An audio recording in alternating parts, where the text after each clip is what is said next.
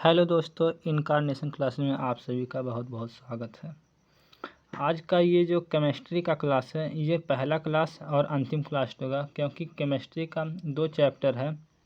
इसको हम दोनों को एक ही में कवर कर देंगे पूरा। ठीक है, तो शुरू से लेकर अंत तक आप इस वीडियो को पूरा देखना, आपको पूरा अच्छे से समझ में आएगा। ठीक है, चलिए शुरू करते हैं। पहला क्या है? पदार्थ एवं पदार्थ की अवस्थाएं। ये क्या है? चैप्टर का नाम। और इसमें सबसे पहले हेडिंग है पदार्थ यानी मैटर। पदार्थ होता क्या है वास्तव में? पदार्थ वह है जो स्थान घेरता है और जिसमें द्रव्यमान होता है तथा जिसका अनुभव हम अपने ज्ञान इंद्रियों द्वारा करते हैं। जैसे आप कोई भी सामान ले लीजिए, वो सब पदार्थ ही होता है, चाहे वो लिक्विड फॉर्म में हो, चाहे वो ठोस फॉर्म में हो, चाहे वो गैस फॉर्म में हो, किसी फॉर्म में हो। जैसे पहला आपका है, देखिए उदाहरण में लकड़ी, लोहा, वायु, जल, नमक आदि। ठीक है, अब पदार्थ की 3 अवस्थाएं बताई गई हैं, उसको भी हम लोग देख लेते हैं। चलिए सबसे पहले इनकी अवस्थाएं देखते हैं।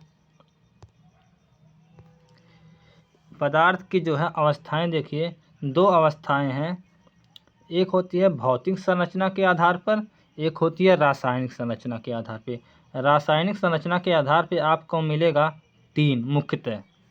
आप अगर जैसे मान लीजिए वो पूछ लेगा जो है पेपर में कि भौतिक संरचना के आधार पे पदार्थ की कितनी अवस्थाएं होती हैं, तो आप क्या लिखेंगे? आप 3 ही लिखेंगे। ये जो नीचे जो हम 2 लिखे दिए हैं, इसको आप मत लिखिएगा। ठीक है, क्योंकि आपके सिलेबस में ये 2 नहीं, ये हम 2 केवल जानकारी के लिए आपको बता दे रहे हैं। वैसे अवस्थाएं 5 होती हैं टोटल,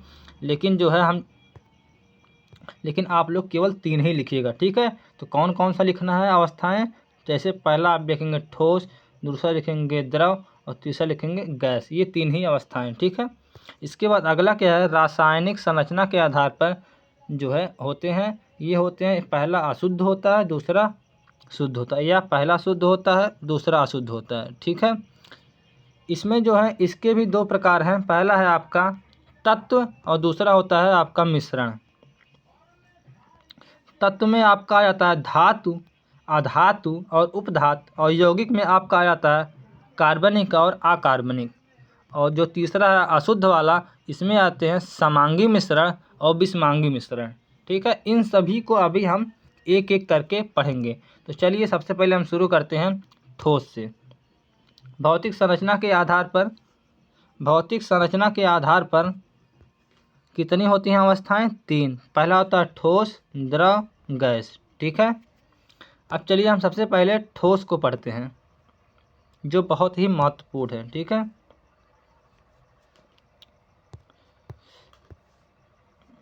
पहला ठोस है, इसको हम लोग पढ़ते हैं। ठोस पदार्थ में कण बहुत पास पास होते हैं, इसीलिए इनके कणों के बीच अंतराणविक बल या स्थान कम होता है।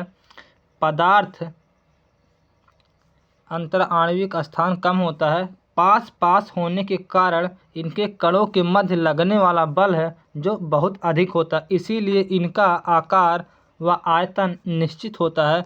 जैसे बर्फ हुआ, लकड़ी हुआ, लोहा हुआ, इन सब में क्या होता है? ये आकार में जो है बहुत ठोस होते हैं, और इनके जो कण होते हैं, जिन कणों से ये मिलकर बने होते हैं, इनके कण के बीच अंतराणविक जो बल होता है वो बहुत अधिक होता है, और इसमें जगह जो है बहुत कम होती है। आप देख लीजिए ठोस इतना घन है। ठीक है, एक दूसरी परिभाषा एक लाइन में कैसे लिखेंगे? पदार्थ की वह अवस्था जिसमें आकार और आयतन दोनों निश्चित होता है, ठोस अवस्थाएं कहलाती हैं। ठीक है, इसके बाद अगला है द्रव। द्रव क्या होता है? आप सभी लोग जानते हैं, द्रव पदार्थों के कण ठोस अवस्था की अपेक्षा दूर दूर होते हैं। इनमें अंतराणविक स्थान ठोस की अपेक्षा अधिक होता है, जिसके मध्य लगने वाला बल, आकर्षण बल, कम होता है। जैसे तेल, जल, शहद आदि। आप देख रहे हैं इसमें क्या होता है? यहाँ पे देखिए एक बॉक्स जो बना है, इसमें क्या, इसके बीच जो कण हैं वो कैसे हैं? दूर दूर हैं ठोस की अपेक्षा, इसीलिए इसे द्रव कहा जाता है। ठीक है, इसका आयतन और आकार जो है दोनों अनिश्चित होता है। क्यों अनिश्चित होता है? क्योंकि इसका जो आयतन है, जो आकार है, वह जिस डिब्बे में या जिस पात्र में रखा जाता है उसी का वो आकार और आयतन में वो मतलब फिक्स हो जाता है। ठीक है। और इसकी एक दूसरी परिभाषा है, पदार्थ की वह अवस्था जिसका आकार अनिश्चित होता है परंतु आयतन निश्चित होता है, द्रव अवस्था कहलाती है। आयतन का मतलब आयतन तो उसका उतना ही रहेगा चाहे वो किसी भी बर्तन में रखा जाए। जैसे अगर 1 लीटर वाले बर्तन में रखा जाएगा तब भी 1 लीटर रहेगा, अगर 5 लीटर बर्तन वाले में भी रखा जाएगा पानी या जल या कुछ भी या तेल, तब भी 1 ही लीटर होगा। ऐसा नहीं है कि वो बर्तन चेंज होते हुए उसका जो है आयतन चेंज हो जाएगा, बल्कि उसका आकार चेंज हो जाए, आयतन तो उतना ही रहेगा। चलिए आगे चलते हैं। अगला है आपका गैस। अब गैस में क्या है,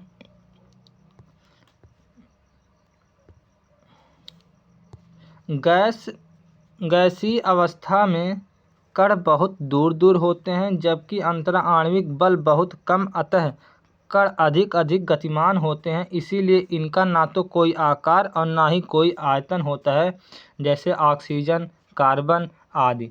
अब एक दूसरी परिभाषा है, पदार्थ की वह अवस्था जिसका आकार व आयतन दोनों अनिश्चित होता है, यह गैसीय अवस्था कहलाती है। अब जैसे देखिए आप, द्रव और ठोस दोनों से इसमें जो होते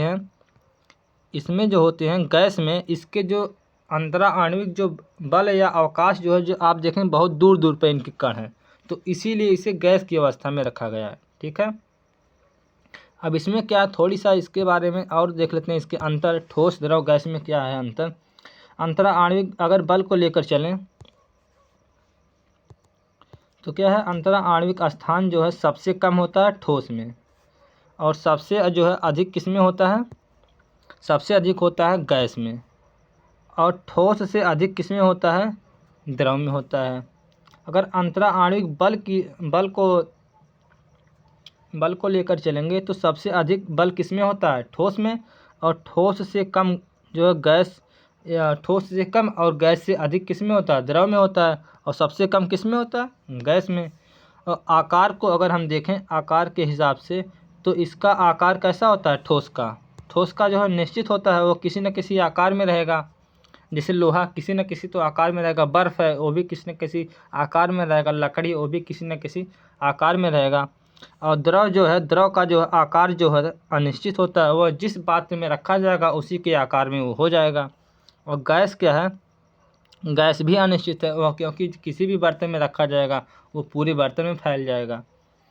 आयतन को अगर हम देखें तो आयतन जो होता है ठोस का निश्चित होता है और द्रव का जो है निश्चित होता है, क्योंकि उसका जो है मात्रा घटता बढ़ता नहीं है। और गैस का जो है ये अनिश्चित होता है, क्योंकि वो किसी भी बर्तन में आप रखेंगे तो उसका जो है आयतन उस बर्तन के बराबर हो जाएगा, क्योंकि वो पूरा गैस फैल जाता है। ठीक है, क्योंकि वो बहुत हल्का होता है इन सब के, ठोस और द्रव की अपेक्षा।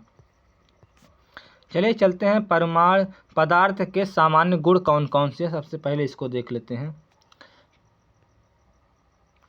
पदार्थ क्या करता है, स्थान घेरता है। अवस्था में देखें तो पदार्थ ठोस होता है, ठोस, द्रव, गैस तीनों अवस्था में पाए जाते हैं। और स्वाद के अगर आधार पर देखें, प्रत्येक पदार्थ अपना अलग अलग स्वाद देते हैं। जैसे नमक, चीनी, नमक नमकीन देगा, चीनी जो है मीठा लगेगा स्वाद में। इसी तरह हर जो पदार्थ होता है उसके कुछ न कुछ गुण होते हैं। अब जैसे देखिए अगला गंध के आधार पर देखें हम, तो गंध जो है पदार्थ में एक विशेष गंध जिससे उसे पहचाना जा सकता है। जैसे अमोनिया में तीव्र गंध आती है, ऐसा कोई ज़रूरी नहीं कि सभी ठोस में जो है गंध आए, किसी किसी में आती है, लेकिन ये जो है गंध कुछ में आती है कुछ में नहीं आती है। ठीक है। इसके बाद अगला घनत्व, किसी पदार्थ में इकाई आयतन में निहित द्रव्यमान को घनत्व कहते हैं। ठीक है। इसके बाद एक जो है 2015 में पूछा गया था जो सबसे इम्पोर्टेंट है, ये भंगुरता। भंगुरता क्या होता है, इसको अच्छे से समझिएगा। भंगुरता होता है कुछ पदार्थों पर आघात करने पर या पीटने पर छोटे छोटे टुकड़ों में टूट जाते हैं या चूड़ या चूरन बन जाता है, इस गुण को भंगुरता कहते हैं। जैसे कांच, कोयला, नमक, खड़िया आदि। अब जैसे देखिए भंगुरता में आता क्या, जैसे कांच है, अगर आप उसको तोड़ोगे तो पूरा एकदम चुरकुनी चुरकुनी बन जाएगा। अगर कोयला को तोड़ेंगे तो वो भी एक चूरन की तरह बन जाएगा। मतलब भंगुर का मतलब वो होता है, वो पदार्थ जिसको हमें तोड़ने पर उसका चूरन बिल्कुल बन जाए। ठीक है। और जैसे अगर आप लकड़ी को पीटेंगे तो वो नहीं जो है चूरन बनेगा, नमक बनेगा चूरन। खड़िया मतलब जो चाक से लिखते हैं बोर्ड पर, वो चूरन बनेगा। ठीक है। अगला है अभंगुरता। अभंगुरता सिर्फ उसी का उल्टा है। वे वस्तुएं जिन पर आघात करने पर या पीटने पर ना टूटती हैं ना ही चूर्ण बनती है, भंगुर कहलाते हैं। जैसे लोहा है, लोहा ऐसे अगर आप पीटेंगे तो आप चूरन नहीं बनेगा उसका, बल्कि उसकी एक लेयर यानी कि चादर बन जाएगी। अगर आप सोने को पीटेंगे तो उसकी भी एक चादर बन जाएगी, ना कि चूरन बनेगा। जिस भी वस्तुओं का चूरन बन जाता है या छोटे छोटे टुकड़े में टूट जाते हैं, वो क्या कहती है, भंगुरता। और जिसका नहीं टूटता अभंगुरता कहलाता है। ठीक है। अब चलते हैं अगले क्वेश्चन पर, या अगले जो है टॉपिक पर। ये जो है बहुत ही अच्छा जो है क्वेश्चन है, जो 2015 में पूछा गया था वो, और अगले जो सत्र में पूछे जाने की संभावना है। ठीक है। कुछ पदार्थों को पीटने पर वह फैलकर चादर में परिवर्तित हो जाता है। पदार्थ के इस गुण को धात्वर्धता कहते हैं। एग्जाम्पल में जैसे चांदी, तांबा, एल्युमिनियम आदि जितने भी लोहे आते हैं सब किस में आते हैं, धात्वर्धता में आते हैं। अब अगला है तन्यता। तन्यता में क्या होता है, वे पदार्थ जिनके तार बनाए जा सकते हैं उन्हें तन्य व उनके इस गुण को तन्यता कहते हैं। जैसे आप तार किसका बनाते हैं, सोने का बना सकते हैं, चांदी का बना सकते हैं, एल्युमिनियम का बना सकते हैं, लोहे का बना सकते हैं। इन सब का क्या होता है, तार आप बना सकते हैं। ठीक है। अब अगले चलते हैं हम। अगला है चालकता। अब चालकता को देखते हैं, चालकता क्या है। कुछ पदार्थों के माध्यम से ताप, ऊष्मा, बिजली एक सिरों से दूसरे सिरे तक पहुंचती है। इस पदार्थ को चालक व इस गुण को चालकता कहते हैं। आप सभी लोग जानते हैं जो तांबे का तार होता है या किसी भी धातु का जो तार होता है, जब करंट इस पार से इस छोर से और दूसरे छोर तक जो है पहुंचाते हैं या इस छोर तक पहुंचाते हैं, तो करंट यहाँ पे अगर हम छुआएंगे तो यहाँ तक भी ये आ जाएगा। यही जो क्रिया है चालकता कहलाती है। ठीक है। जिसमें ऊष्मा या विद्युत प्रवाहित नहीं होता है वे क्या कहलाते हैं, वे कुचालक कहलाते हैं। जैसे लकड़ी, अब लकड़ी में तो करंट जो है प्रवाहित नहीं होगा। जिस चीज़ में जो है करंट नहीं प्रवाहित होता, अब जैसे अगर आप प्लास्टिक है तो वे भी क्या है, वे भी कुचालक हैं। इसके बाद अगली है हेडिंग ज्वलनशीलता। ज्वलनशीलता जो है शब्द से ही स्पष्ट है। इसका मतलब होता है जो चीज़ जले। ठीक है। ज्वलनशीलता किसी पदार्थ का वह गुण होता है जिसके अनुसार वह पदार्थ कितनी आसानी से जलकर आग उत्पन्न कर सकता है। ऐसे पदार्थ ज्वलनशील पदार्थ कहलाते हैं। जैसे spirit, petrol, LPG gas, kerosene आदि, ये सब क्या है, ये सब ज्वलनशील पदार्थ हैं। अगर इनमें थोड़ा से भी आग लगा दी जाए तो ये तुरंत जो आग उत्पन्न कर देते हैं। ठीक है। ज्वलनशील का मतलब ये होता है आग उत्पन्न करने वाला। ठीक है। चलिए आगे चलते हैं। पदार्थों का घुलना या विलेय। ठीक है, या विलेयता। विलेयता मतलब ही होता है घुलना। ठीक है। जब कोई पदार्थ किसी अन्य पदार्थ से विलीन हो जाता है तो इस पदार्थ का घुलना कहते हैं। जो पदार्थ घुलता है उसे विलेय कहते हैं, और जिसमें घोला जाता है उसे विलायक कहते हैं। जैसे विलायक का मतलब, जैसे आप चीनी और पानी घोलते हैं ना, तो पानी को क्या कहते हैं, पानी को हम लोग विलायक कहेंगे। और जो उसमें जाके घुलता है, जैसे चीनी हम लोग उसमें घोलते हैं ना शरबत बनाने के लिए, तो क्या हो जाता है, वो विलेय कहलाएगा। ठीक है। विलेय को विलायक में घोलने पर विलयन प्राप्त होता है। जब वो दोनों का जब मिश्रण जब वो पूरा घुल जाएगा तब वो क्या कहलाएगा, विलयन। जैसे नमक का जल में घुलना, चीनी का जल में घुलना, ये क्या है, ये जब दोनों घुल जाते हैं आपस में तो ये एक विलयन का निर्माण करते हैं। ठीक है, चलिए अब आगे है पदार्थ का ठोस में परिवर्तन। अब जैसे देखिए एक ठोस है, एक द्रव है, एक गैस है। अब ये तीनों अवस्थाएं हैं।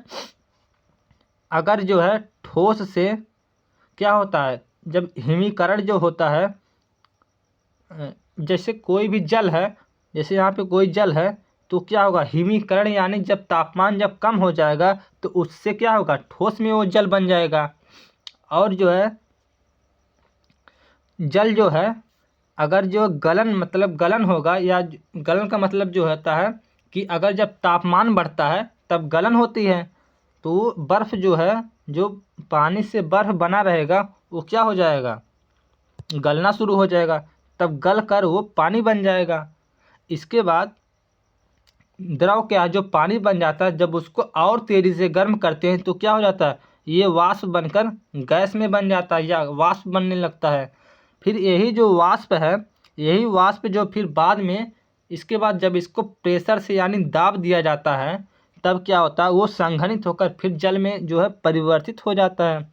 अब इसके बाद ठोस से गैस में देखेंगे। ठोस से जब गैस बनता है कोई भी चीज़ तो वो ऊर्ध्वपातन कहलाता है। जैसे आप एक उदाहरण बहुत अच्छे से सुने होंगे कि कपूर, कपूर क्या है, वो ठोस अवस्था में है, जब उसको गर्म किया जाता है तब वो गैस अवस्था में बनकर डायरेक्ट उड़ जाता है, ना कि वो द्रव नहीं बनता है। ठीक है, इसके बाद गैस से जब कोई वस्तु जब ठोस अवस्था में बनता है तो वो निक्षेपण कहलाता है। ठीक है, आशा कि आपको यह बहुत अच्छे से समझ में आ गया होगा। चलिए चलते हैं अगले स्लाइड पर। अब इसके बारे में जो है सब एक एक करके दिया गया। गलन क्या है, ठीक है, गलन का मतलब होता है मेल्टिंग। ठीक है,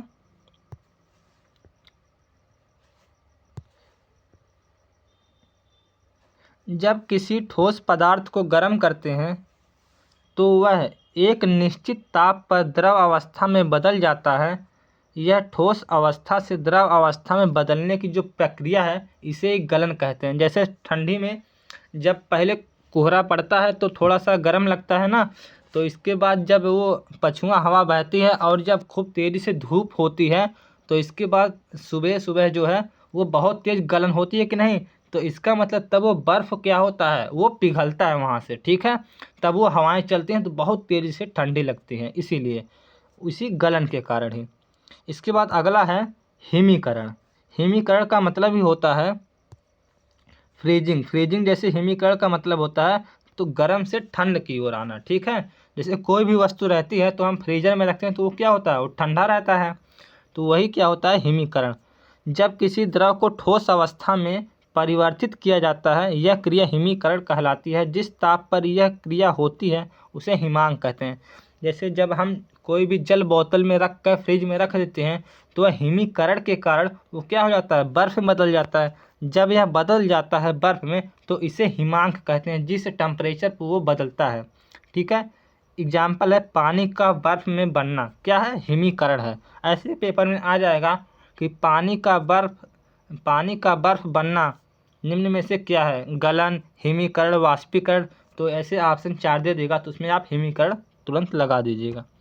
चलिए आगे चलते हैं, वाष्पीकरण। अब वाष्पीकरण क्या होता है इसको देखते हैं। किसी द्रव को गैस अवस्था में परिवर्तित वाष्पीकरण कहलाता है। ये दो प्रकार का होता है, पहला होता है वाष्पन, दूसरा होता है क्वथन। तो चलिए हम पहला वाष्पन देख लेते हैं। वाष्पन क्या होता है, किसी द्रव का गैस में बदलना ही वाष्पन कहलाता है। आप सभी लोग जानते हैं कि जब हम जल को जो है बहुत तेज़ी से जब गर्म करते हैं तो वो उसका जो भाप बनकर सब उड़ जाता है, वो वाष्प बनकर वही क्या कहलाता है, वाष्प कहलाता है। जब किसी द्रव को वायु में खुला रख दिया जाता है और धीरे धीरे जब वाष्प बनता है, यह प्रक्रिया या यह गुण वाष्पशीलता कहलाती है। ठीक है, जब वो धीरे धीरे यानी कि जब उसको टेम्परेचर ना दिया जाए, वो धीरे धीरे अगर आप किसी भी बर्तन में या पानी रख लेंगे और उसको गर्म नहीं करेंगे आप, तभी वो धीरे धीरे 1 दिन में या 2 दिन में या 3 दिन में या 10 दिन में थोड़ा थोड़ा बहुत धीरे धीरे वो उड़ जाएगा सारा पानी। जब वो सारा पानी उड़ जाएगा, इसका सबसे अच्छा उदाहरण जो होता है जैसे अगर पेट्रोल ले लीजिए, तो पेट्रोल को आपको गर्म नहीं करना पड़ेगा, वो तभी आप केवल खुला रख दीजिए, तभी वो धीरे धीरे वाष्पन होकर उड़ जाएगा। ठीक है। इसके बाद अगला है क्वथन। क्वथन मतलब होता है, इंग्लिश में इसे कहते हैं बॉइलिंग। ठीक है।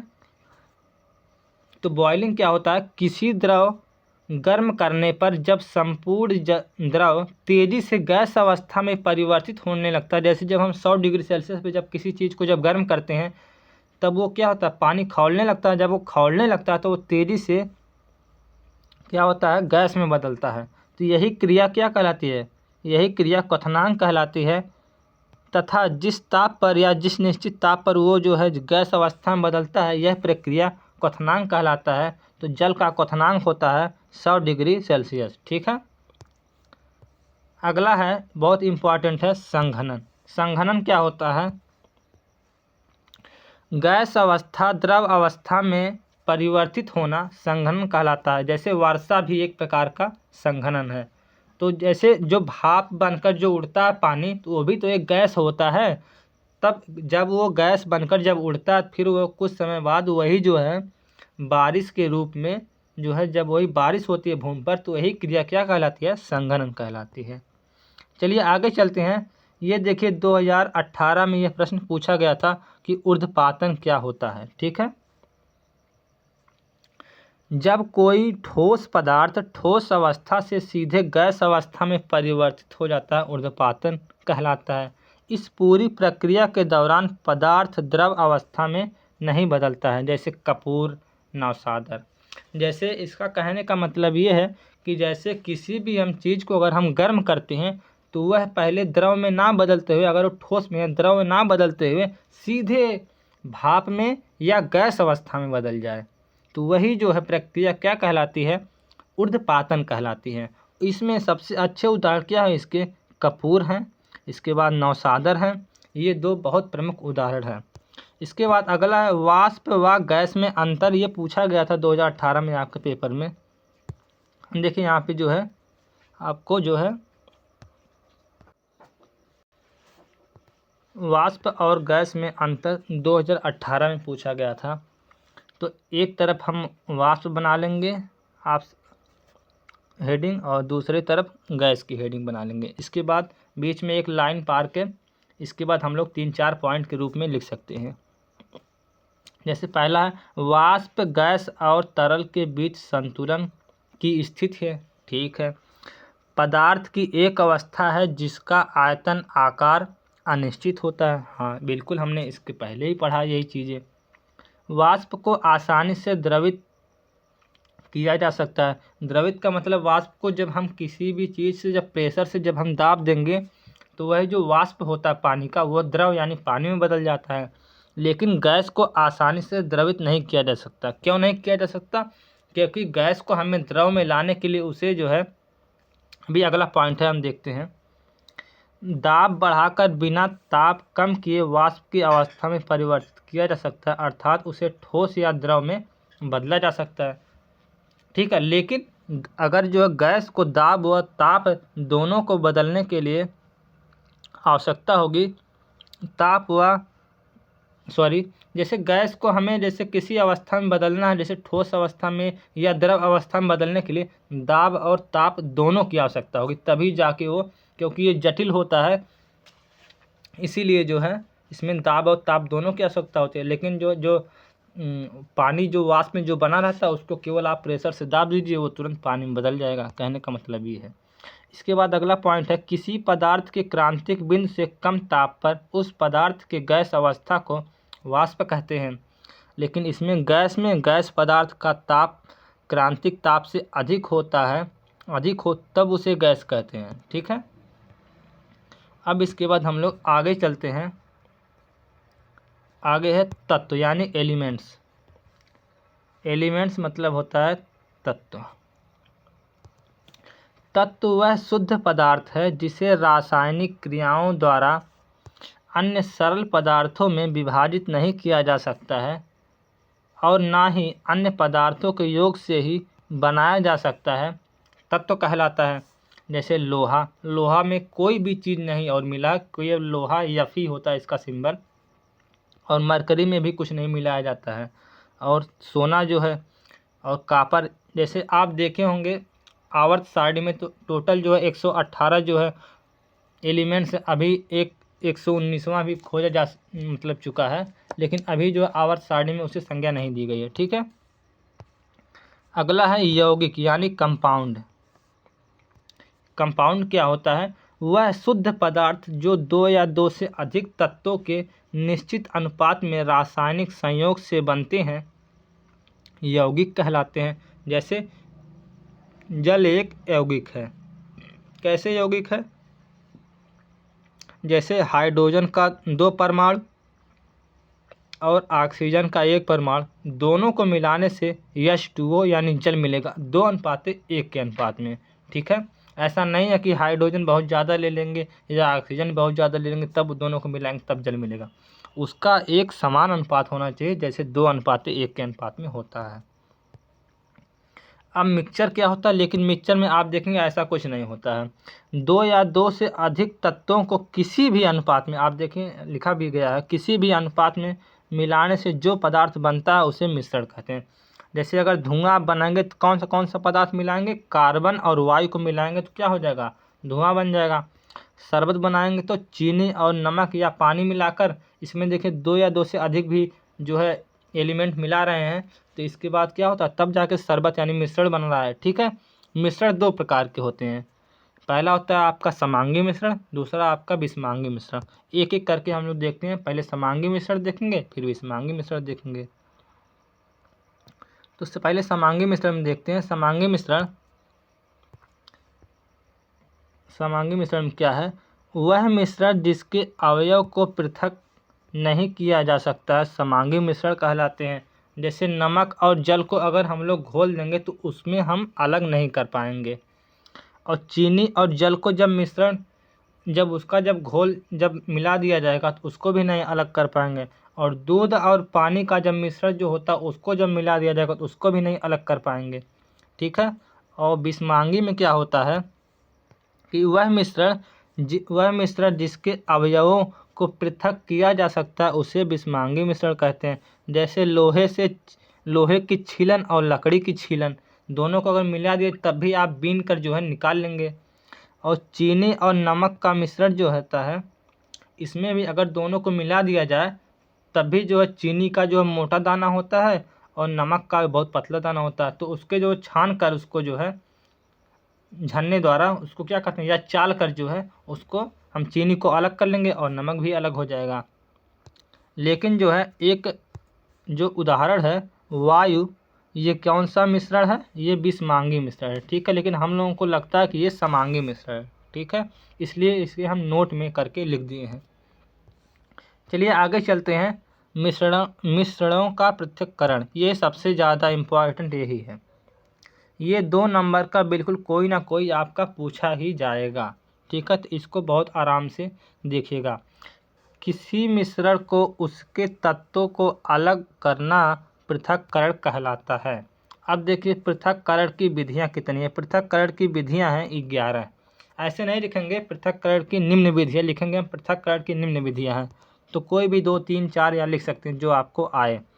जैसे पहला बीनना, तो बीनने की सबसे पहली विधि जो 2016 में पूछा गया था, इसको देख लेते हैं। बीनना क्या होता है? अनाजों जैसे गेहूँ, चावल, दाल आदि में कुछ अनुपयोगी पदार्थ जैसे मिट्टी, कंकड़ आदि मिले होते हैं। इन्हें हाथ से बीनकर अलग कर लिया जाता है। यही प्रक्रिया क्या होता है? बीनना कहलाता है।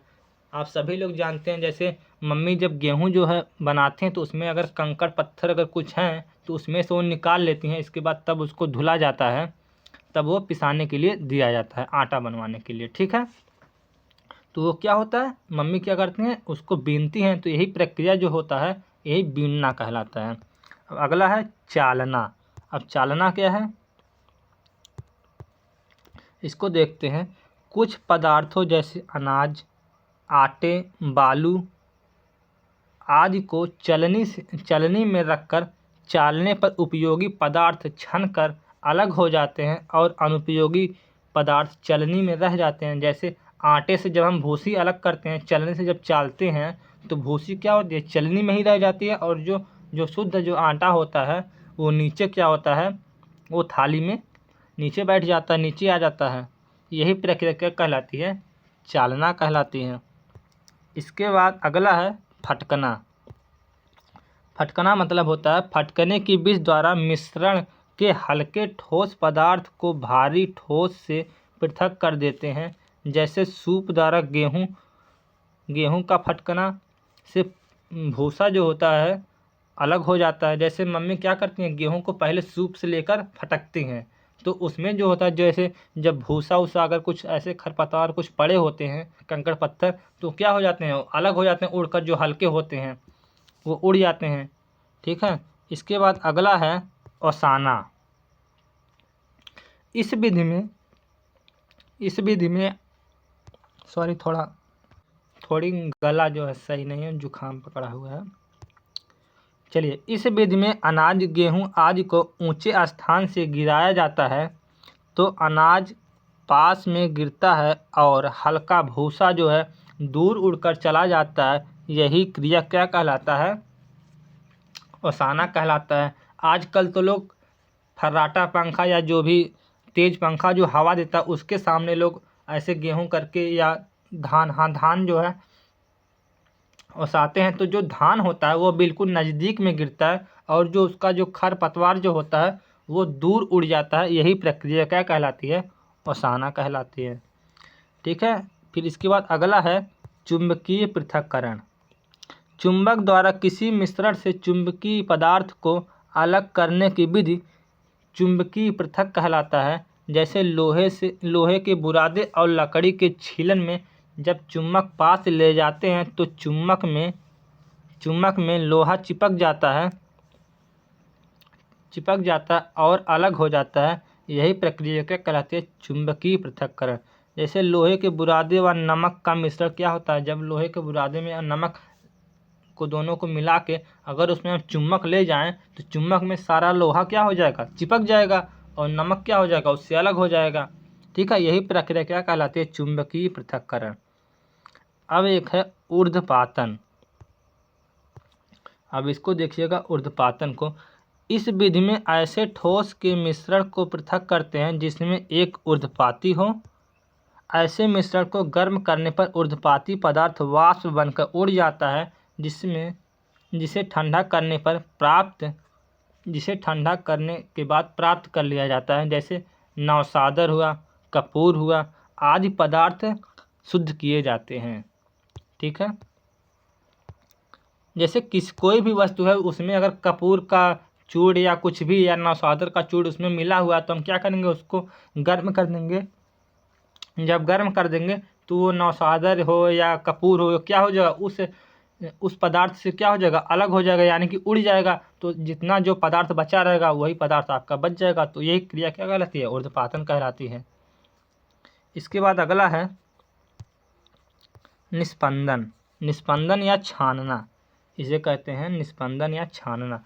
इस विधि में द्रव में से विभिन्न प्रकार के आबिले ठोस पदार्थ को फिल्टर की सहायता से पृथक किया जाता है। जैसे जब कीप पर फिल्टर रख कर, यानी कि कोई जो है कपड़ा ऐसा रखे जिसमें जो थोड़ा पारदर्शी हो, आबिले पदार्थ डाला जाता है तो आबिले पदार्थ फिल्टर पेपर पर ही रह जाता है और द्रव छानकर नीचे पृथक हो जाता है। जैसे आप लोग देखे होंगे कि जो हलवाई जो होते हैं वो पनीर बनाने के लिए जब दूध को जब फाड़ते हैं तो फिर दूध को इस तरह एक कपड़े में जो है रख कर उस पर जो गिराते हैं तो उसका जो पानी होता है वो नीचे जो है छन कर चला जाता है और जो पनीर वाला जो भाग होता है वो उसके ऊपर जो है फिल्टर पेपर पर या कपड़े पर वहीं पर रुक जाता है। यही प्रक्रिया निस्पंदन या छानना कहलाती है। ठीक है। आशा है कि आप लोग बहुत अच्छा समझ में आ रहा होगा। चलिए, अगला है तलछटीकरण। अब तलछटीकरण क्या है, या इसे निथारना भी कहते हैं। ये 2015 में पूछा गया था।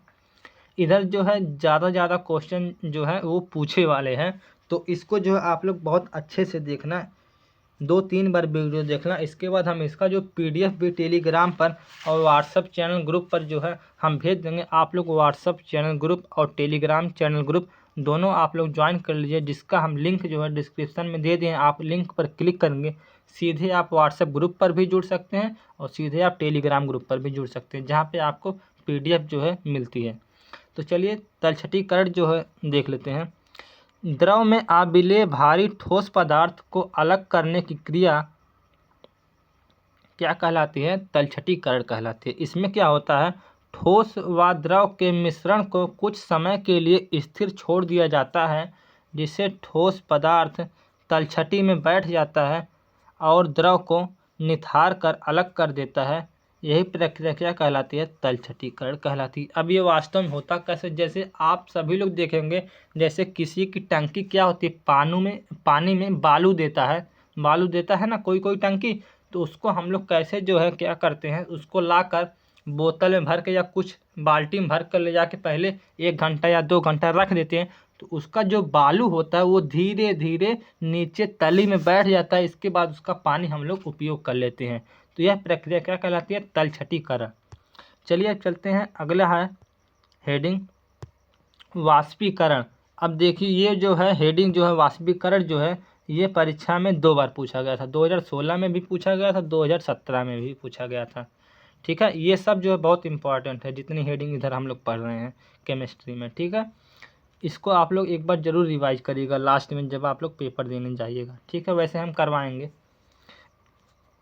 इस विधि द्वारा घुलनशील विलेय या ठोस पदार्थों को द्रव से अलग किया जाता है। इस विधि में ठोस व द्रव के मिश्रण को उबाला जाता है। उबालने पर द्रव वाष्प बनकर उड़ जाता है और ठोस पदार्थ नीचे रह जाता है। इस प्रक्रिया को वाष्पीकरण कहते हैं। जैसे समुद्र के पानी से नमक को इस विधि द्वारा क्या किया जाता है? अलग किया जाता है। यही क्या कहलाता है? वाष्पीकरण कहलाता है। और अगला है अपकेंद्रीकरण विधि। अब अपकेंद्रीकरण क्या है? यह विधि बहुत महत्वपूर्ण हो सकता है, अगले परीक्षा में किसी भी परीक्षा में पूछा जा सकता है। ठीक है, किसी भी वर्ष। इस विधि में ठोस व द्रव के मिश्रण को बहुत तेजी से घुमाया जाता है, जिससे द्रव के भारी तत्व नीचे तल की ओर, हल्के तत्व ऊपर की ओर अलग हो जाते हैं। यह प्रक्रिया अपकेंद्रीकरण कहलाती है। जैसे आप देखे होंगे, दूध से क्रीम को अलग करना और दही से मक्खन को अलग करना। जैसे मम्मी क्या करती हैं, दही में वो जो नहीं होता, एक मथनी होता है जो इस तरह घुमाते हैं तेज़ी से, तो क्या होता है, वो अपकेंद्री विधि द्वारा वो जितना मक्खन जो होता है वो ऊपर हो जाता है और दही क्या हो जाता है, दही से मक्खन क्या हो जाता है? अलग हो जाता है। यही प्रक्रिया जो है अपकेंद्रीकरण कहलाते हैं। ठीक है, मक्खन जो है वो बाहर यानी कि ऊपर की तरफ भागता है। ठीक है, जब मथनी से मथते हैं, यही प्रक्रिया अपकेंद्रीकरण कहलाती है। चलिए अब आगे चलते हैं, क्रिस्टलीकरण। यह विधि द्रव में विलेय ठोस को शुद्ध व पृथक करने में प्रयोग की जाती है। इसमें अशुद्ध ठोस को या मिश्रण को उचित विलायक के साथ मिलाकर गर्म करते हैं। गर्म अवस्था में ही विलयन को फलन या फनल द्वारा छान लेते हैं। छानने के बाद ठंडा करने पर शुद्ध पदार्थ क्रिस्टल के रूप में पृथक हो जाता है। यह प्रक्रिया क्रिस्टलीकरण कहलाता है। जैसे फिटकरी के क्रिस्टल इसी विधि द्वारा बनाए जाते हैं। ठीक है, अब अगला आसवन विधि।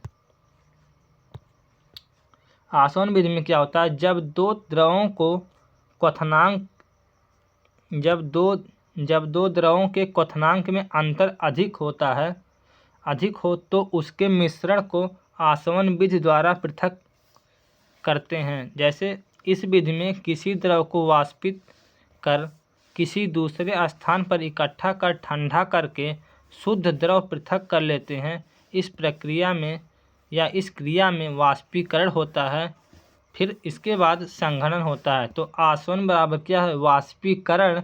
फिर इसके बाद वही प्रक्रिया जब जल में आ जाता है तो क्या हो जाता है, वही प्रक्रिया संघनन कहलाती है। यानी कि वाष्पीकरण प्लस संघनन, जब दोनों यह प्रक्रिया होती है तो यह मिलाकर क्या कहलाता है, आसवन कहलाता है। चलिए अगला है प्रभाजी आसवन। तो प्रभाजी आसवन देख लेते हैं। इस विधि द्वारा उन द्रवों को पृथक किया जाता है जिनके क्वथनांक में बहुत कम अंतर होता है। भूगर्भ से निकाले गए खनिज तेल, शुद्ध पेट्रोल, डीजल, मिट्टी का तेल आदि इसी विधि द्वारा शुद्ध किया जाता है। जैसे जो पेट्रोल डीजल जो निकाला जाता है पृथ्वी के अंदर से, वो शुद्ध रूप से नहीं निकलता, फिर उसे रिफाइन के लिए भेजा जाता है। तो प्रभाजी आसवन विधि द्वारा इसे क्या किया जाता है? शुद्ध किया जाता है। चलिए अगला है फिर, पेट्रोलियम पदार्थों को प्रभाजी आसवन से अलग किया जाता है, ठीक है, या शुद्ध किया जाता है। अब देखिए यहाँ पे जो है साइंस आपका जो पूरा कंप्लीट हो गया, पूरा जो है, ठीक है। आपका जो है हम पेड़ पौधों वाला भी करा दिए थे, यानी कि जीव विज्ञान भी आपका हो गया, या वनस्पति विज्ञान उसे हम कह सकते हैं, वनस्पति विज्ञान भी हो गया। फिजिक्स भी आपका मतलब भौतिक विज्ञान भी आपका हो गया, और रसायन विज्ञान भी हो गया। आपका मतलब पूरा साइंस कंप्लीट हो गया, ठीक है। अब इसका हम लोग क्या करेंगे? क्वेश्चन आंसर करेंगे। अब अगला जो सब्जेक्ट है, अगर हम जो है कंप्यूटर या तो लेकर चलेंगे, या तो जो है सामाजिक विज्ञान लेकर चलेंगे, ठीक है। ऐसे ही धीरे धीरे हम सारे सब्जेक्ट को थ्योरी वाइज पहले कंप्लीट कर लेंगे, फिर इसके बाद उसका प्रीवियस ईयर क्वेश्चन और सीरीज का जितना क्वेश्चन है, चाहे राजन का हुआ, चाहे वो विवेक का हुआ, या किसी भी प्रकाशन का वो सीरीज हुआ, या पवन का हुआ, उन सभी का हम कराएंगे, और मोस्ट एक्सपेक्टेड क्वेश्चन भी कराएंगे, ठीक है। आप लोग ऐसे ही वीडियो को बराबर देखते रहिए और अन्य लोगों तक शेयर करते रहिए। अगर आपका इससे कुछ थोड़ा सा भी लाभ हो रहा है तो चैनल को सब्सक्राइब करिए और लाइक करिए और लोगों को भी बताइए। Thank you, bye bye, take care.